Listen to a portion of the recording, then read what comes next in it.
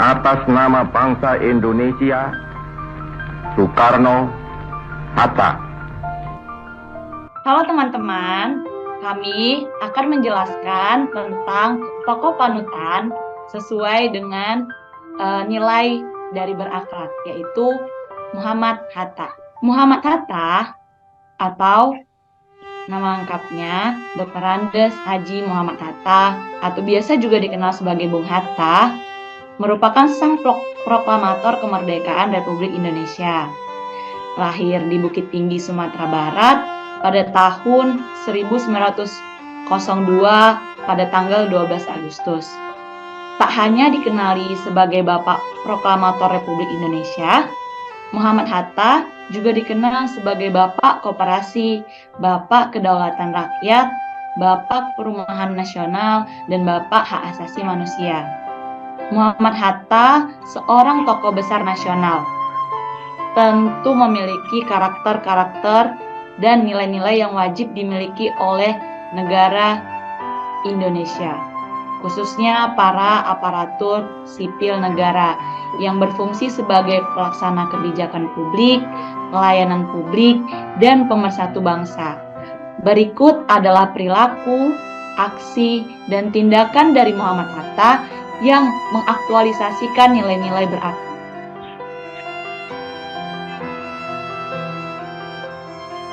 Nilai yang pertama adalah berorientasi pelayanan.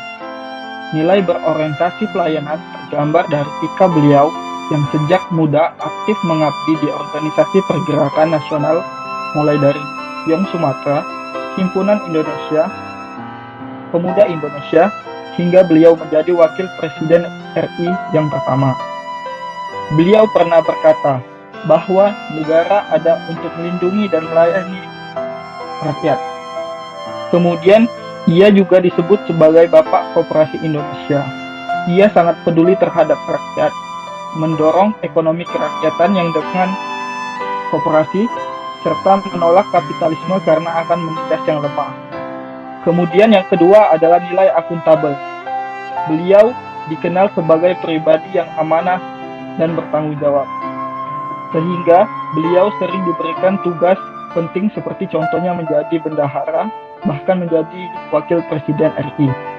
Bahkan setelah beliau menjadi wakil presiden, beliau tetap hidup sederhana sehingga terbukti tidak menyalahgunakan wewenang. Setelah beliau lengser dari jabatan wakil presiden, beliau pernah menolak sisa dana non-budgeter dan mengembalikannya ke negara. Ada satu cerita tentang sepatu Belly yang dilihat beliau di koran. Beliau sangat menginginkannya sehingga beliau diam-diam menabung untuk sepatu tersebut. Namun, sampai ia wafat, sepatu tersebut belum terbeli karena uangnya selalu digunakan untuk kebutuhan dan membantu kerabat dan sesama. Nilai yang ketiga adalah kompeten. Pada tahun 1956, Muhammad Hatta mengundurkan diri dari jabatan wakil presiden dengan kehendak dan kesadaran sendiri.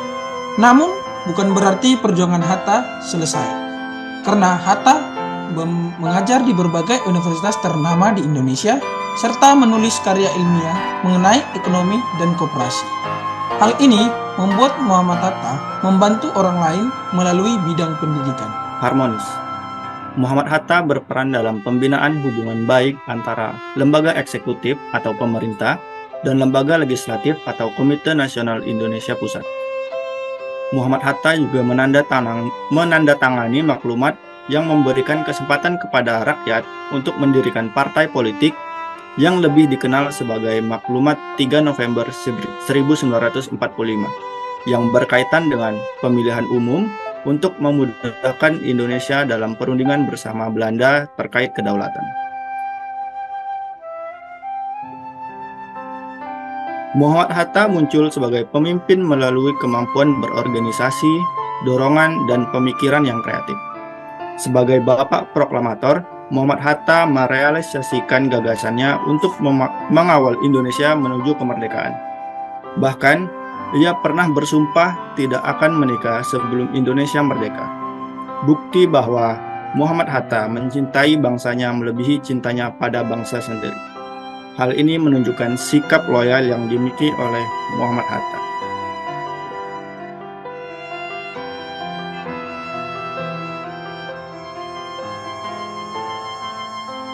Nilai selanjutnya yaitu adaptif. Pada tahun 1921, beliau memperoleh beasiswa ke Belanda. Pada saat di Belanda, beliau harus melakukan berbagai penyesuaian seperti proses pendaftaran, kesiapan kuliah, dan terutama penyesuaian fisik dan mental dengan kehidupan masyarakat di Eropa. Semua itu dapat Hatta lalui dengan lancar sehingga nilai adaptif yakini cepat menyesuaikan diri menghadapi perubahan telah teraktualisasi.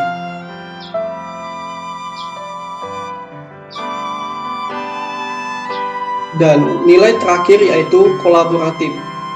Pada tanggal 16 Agustus 1945 pada malam hari, Bung Hatta bersama para pemuda bergegas untuk kembali dari Rengas Dengklok ke Jakarta untuk menghadiri rapat panitia persiapan di rumah Laksamana Maida di Jalan Imam Bonjol. Pada pertemuan tersebut dihasilkannya teks proklamasi yang dimana menjelang subuh panitia berkumpul di Jalan Pengangsaan Timur nomor 56 untuk menghadiri proklamasi kemerdekaan Indonesia. Dan pada kegiatan tersebut teraktualisasi nilai dari kolaboratif.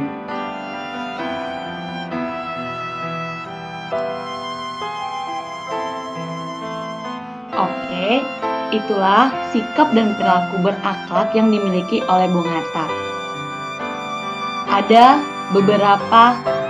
Ada kalimat yang harus kita ingat, terutama sebagai aparatur sipil negara, yaitu kurang cerdas dapat diperbaiki dengan belajar, kurang cakap dapat dihilangkan dengan pengalaman, namun tidak jujur itu sulit diperbaiki.